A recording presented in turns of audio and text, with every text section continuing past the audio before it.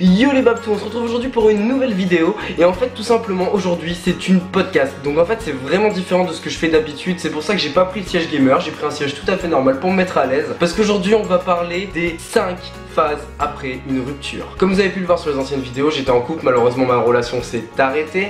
Et en effet je suis passé par ces 5 phases que je vais vous expliquer et vous raconter. Donc vous allez me dire oui mais ça dépend des personnes et là. Non, ces 5 phases sont obligatoires une fois que votre relation est terminée. La phase 1. Donc la phase 1 c'est la pire phase que vous ayez à traverser je pense. C'est tout simplement un grand coup que vous prenez derrière la tête. C'est une grande claque que vous prenez dans la tête, mais réellement vous y croyez pas. Franchement vous y croyez pas. C'est comme si vous appreniez tout simplement la mort de quelqu'un. Ben vous y croyez pas. C'est vraiment la même chose et vous ressentez exactement la même chose. Dans un premier temps, ce qu'on va faire en premier c'est tout simplement de supplier la personne de revenir, lui demander le pourquoi du comment, savoir les raisons qui ont entraîné la rupture et se dire surtout qu'on veut vraiment qu'il ou elle revienne avec nous. Et du coup on se pose énormément de questions sur ce qu'on a pu faire, ce qu'on a pu pas faire, etc. On est dans une phase où tout simplement on la supplie ou on le supplie de revenir. On est prêt à faire n'importe quoi, on est prêt à faire n'importe quel sacrifice pour essayer de la faire revenir ou de le faire revenir. On est prêt à tout accepter, même des choses qu'on n'accepterait vraiment pas. C'est à dire que par exemple vous allez accepter quelque chose mais vous savez très bien que si vous revenez avec cette personne jamais vous tiendrez cette parole. Mais vous le faites parce que votre dernier espoir et votre dernière façon de vous accrocher c'est justement de promettre des choses que vous ferez sûrement pas. Et c'est là qu'on rentre dans la phase 2. La phase 2 c'est la remise en question. La phase 2 remise en question c'est tout simplement là où vous allez vous poser des questions uniquement sur vous-même. C'est-à-dire que vous n'allez même pas vous poser des questions sur la personne, qu'est-ce qu'elle a pu faire de mal. Vous allez vous poser des questions uniquement sur ce que vous avez fait de mal. Et vous allez voir que vos défauts et voir que des qualités à la personne qui vous a quitté. Pourquoi? Tout simplement parce que votre ego il en a pris un sacré coup dans la gueule. Et que justement cet ego il fait très mal dans une rupture. En plus dans cette phase 2 vous allez vous raccrocher à tous les souvenirs. C'est-à-dire un paquet de cadeaux qu'elle a acheté, une série que vous regardiez ensemble, une musique que vous écoutiez, tout ce qui vous rapproche d'elle ou de lui, que ça soit direct ou indirect, ça vous fait mal, réellement. Et vous pensez uniquement à ça. Et qu'est-ce que vous avez pu faire vous de mal? Et là vous réfléchissez et les premières choses qui viennent c'est j'aurais dû faire ça autrement, j'aurais pas dû faire ça à ce moment là, pourquoi j'ai fait ça à ce moment là. Et vous vous posez pas la question de pourquoi elle aussi ou lui n'était pas forcément en accord avec vous dans votre couple. Vous vous posez des questions uniquement sur vous, c'est vous le problème et c'est uniquement votre faute si jamais vous êtes séparé de cette personne. Et ça, il ne faut surtout pas. C'est la phase 2, c'est la plus difficile à passer, mais franchement quand vous la passez cette phase 2, vous pouvez dire que vous êtes déjà plus tranquille. Dans cette phase 2 bien sûr, le plus dur ça va être de vous remettre en question vous-même, parce que c'est la plus grosse remise en question que vous ayez à faire de votre vie après une relation amoureuse. Faut savoir que quand vous vous séparez d'une personne, c'est comme si vous faisiez le deuil d'une personne, et faire le deuil d'une personne c'est ce qu'il y a de plus long, et forcément en amour c'est long aussi. Alors la phase 2 il va falloir la passer, prendre beaucoup de recul sur vous-même et surtout vous poser les bonnes questions. Et c'est là qu'on rentre dans la phase 3, prise de conscience. Dans la prise de conscience, c'est tout simple. Vous allez faire le pour et le contre de vos relations. Le pour et le contre de vous, mais aussi de la personne qui vous a quitté. Et pas uniquement de vous comme vous étiez dans la phase 2 où vous mettiez vraiment tous les bâtons dans les roues pour ne pas continuer. Le mieux pour tout ça, c'est de faire une liste, et c'est ce que font la plupart des gens d'ailleurs qui veulent s'en sortir. Vous faites une liste de pour, de par exemple, ah bah j'étais bien avec elle ou avec lui parce que nanana, et une liste de contre, non mais ça c'était plus possible avec lui nanana. Vous voyez, et quand vous avez fait votre liste de pour et de contre, vous la relisez et vous verrez que généralement il y a plus de contre que de pour, parce qu'une relation ne se finit jamais pour rien. Bien sûr dans cette phase 3, ce qui va être le plus dur pour vous, ça va être de pas épier son Facebook, pas épier son Instagram, pas épier son Twitter, pas épier tous les réseaux sociaux où elle est, aller voir ses amis pour savoir ce qu'elle fait, ce qu'elle devient. Enfin ça va être la phase la plus compliquée parce que vous allez péter un plomb dans votre tête. C'est-à-dire que chaque fait et geste qu'il ou elle fera, vous serez là pour les pieds et dans votre tête ça sera comme un électrochoc. Mais finalement c'est un mal pour un bien tout ça. C'est un mal pour un bien tout ça tout simplement parce que vous allez parler à des gens grâce à ça. Et ces gens là vont vous aider à vous en sortir.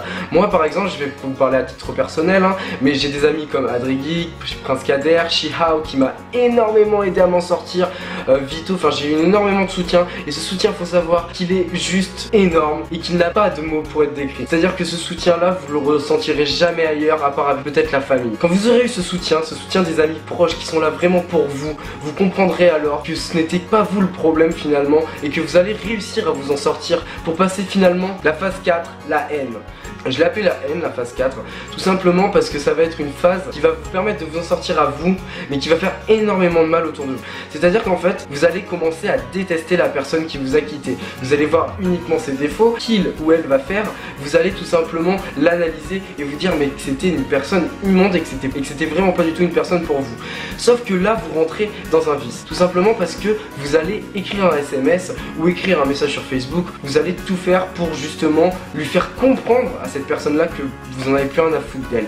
Pour, dans un système de vengeance, et surtout pour votre propre ego, lui montrer que c'est à vous de lui faire du mal et pas à il ou elle de vous faire du mal. Mais c'est tout à fait normal de rentrer dans cette phase de haine, vraiment c'est tout à fait normal, c'est un signe de guérison, ça veut dire que vous allez mieux, que vous reprenez conscience de ce qui vous êtes, vous reprenez contrôle sur vous-même et surtout sur votre esprit, parce qu'il faut savoir que pendant la phase 2 et la phase 3, le réveil est vraiment très brutal, c'est-à-dire que vous allez vraiment vous réveiller et prendre à chaque fois une grande claque dans la gueule, prendre conscience qu'elle n'est plus là, qu'il n'est plus là, que toutes les habitudes c'est terminé maintenant et que vous allez devoir faire avec et surtout reconstruire derrière une vie avec, vraiment. C'est une phase qui vous permet de tourner la page et de repartir surtout sur de bonnes bases, parce que cette personne là maintenant elle n'est plus dans votre vie, elle n'existera plus dans votre vie.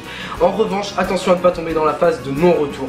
La phase de non-retour, c'est la phase qui se situe entre la 3 et la 4, où vous allez tout simplement, via les mots que vous allez lui donner, dans votre haine et dans vos explications pour lui faire comprendre qu'elle n'est plus rien pour vous, finalement, les SMS ou les messages que vous recevrez vous retourneront encore plus le cerveau, vous feront encore plus de mal et vous retomberez dans la même merde que la phase 2. Et là, c'est dur de s'en sortir. Donc attention de ne pas tomber dans le vice, d'aller trop loin, d'essayer de retourner ses amis contre elle, de dire des choses qu'elle a pu dire quand vous étiez en couple sur des personnes et d'aller leur répéter. Ne rentrez surtout pas dans ce vice, ça peut faire plus de mal que de bien, parce que finalement, qu'elle vous bloque, qu'elle ne soit plus là, c'est très bien pour vous, vous repartez à zéro et vous repartez sur une nouvelle base et une nouvelle vie. Alors que si vous remuez encore plus la merde, vous allez encore plus vous enfoncer et vous allez repenser qu'à ça et finalement retomber tout de suite en phase 2 et là pour s'en sortir c'est beaucoup plus compliqué. Cherchez du soutien, c'est vraiment important. Les amis, tout ce qu'il y a de plus cher au monde, vraiment.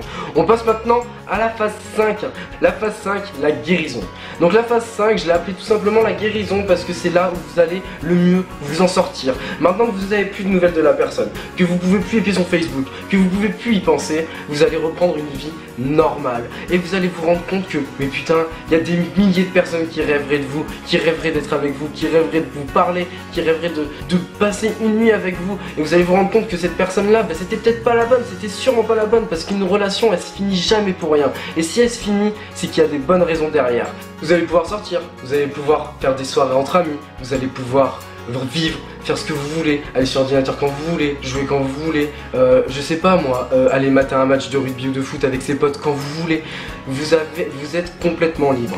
En revanche, cette phase ne permet absolument pas pour l'instant de se remettre avec quelqu'un. Enfin, après il y a des personnes qui vont justement trouver j'appelle ça des tampons, tout simplement parce qu'ils vont se mettre avec une personne pour absorber toute la haine et tout l'amour qu'ils avaient pour leur ex-partenaire, mais c'est pas bon, ça fait du mal à la personne que vous vous servez comme tampon et surtout ça vous permet pas de vous en sortir vous-même et vous serez encore plus mal consciemment.